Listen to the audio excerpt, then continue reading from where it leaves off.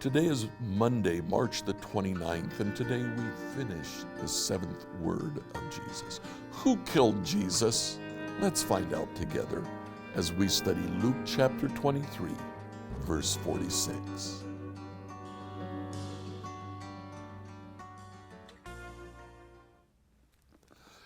So we mentioned before that several things happen in rapid succession at the very end of Jesus' life. The gospel writers record this in great detail.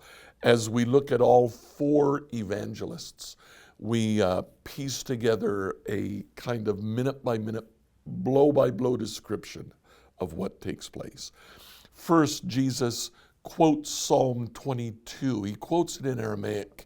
It's actually recorded for us in Aramaic. Eloi, Eloi, lama sabachthani.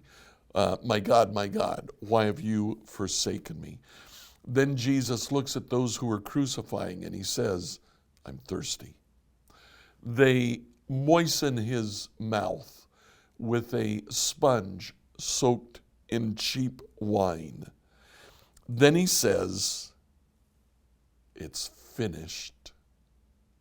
And then, Luke 23, verse 46, then Jesus shouted, Father, I entrust my spirit into your hands. And with those words, he breathed his last. Matthew, Mark, and John say that Jesus, with a great shout, breathed his last. Only Luke records the words, into your hands I commend my spirit. And then he dies. Now, immediately upon his death, the veil of the temple is torn from the top to the bottom. Matthew, Mark, and Luke all mention that. Luke mentions it just in conjunction with Jesus' last word. Verse 45, the light from the sun was gone, and suddenly the curtain in the sanctuary of the temple was torn down the middle. Mark and Matthew make a point of saying that it was torn from top to bottom.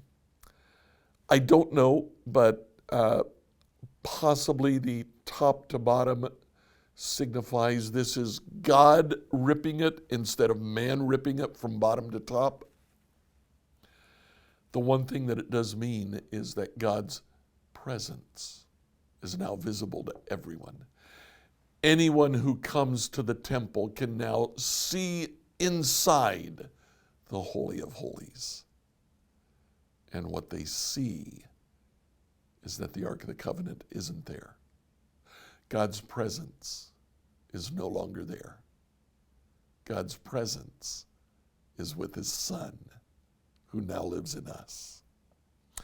The book of Matthew mentions that the dead began to walk around. Graves were open and the dead began to visit people in Jerusalem. This is most likely, I get the sense that this is not a physical resurrection, rather appearances of the dead to those who were in Jerusalem. Then we get the statement of the Roman soldiers. This must have been the Son of God.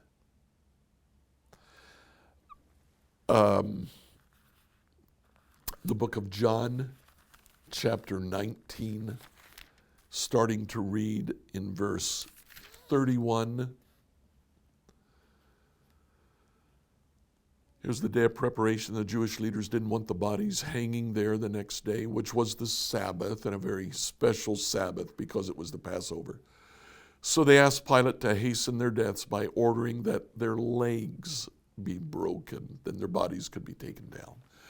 What happened by this point, 6 hours into the crucifixion, the autonomic muscles of the body, the muscles that cause us to breathe, to automatically breathe without even thinking about it, have by now collapsed.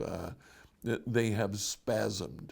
And the only way that those on the cross can believe is by pulling against the nails in their hands with their arms and pushing against the nails in their feet with their legs.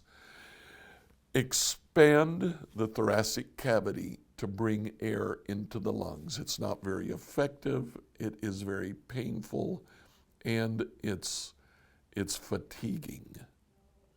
They would break the legs, and then the only way to breathe was by pulling with the arms, which of course are not as strong as your leg muscles, and the thoracic cavity. At the same time, you're contracting the muscles to try to breathe.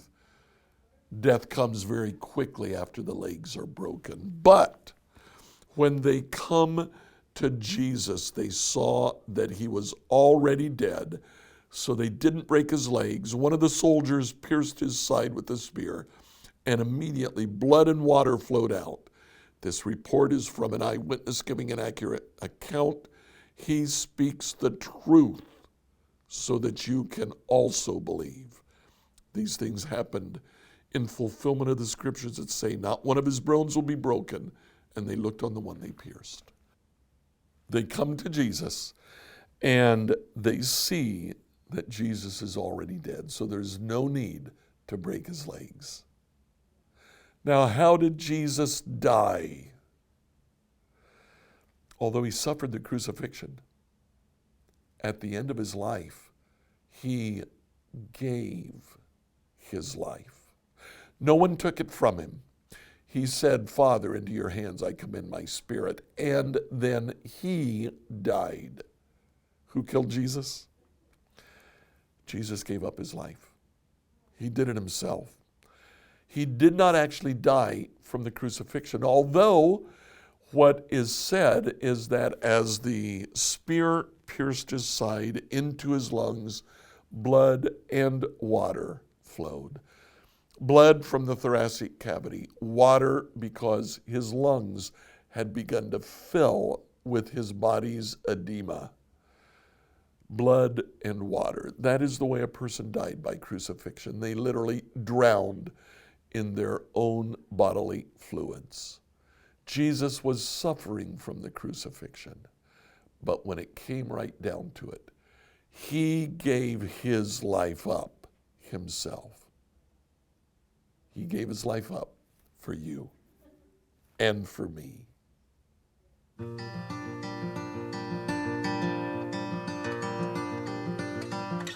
I encourage you to like, follow, and subscribe on whatever platform you used to listen to this devotional. Email any questions you have to us at questions@becomehope.com. Tomorrow, we'll look at the women who gathered around the cross.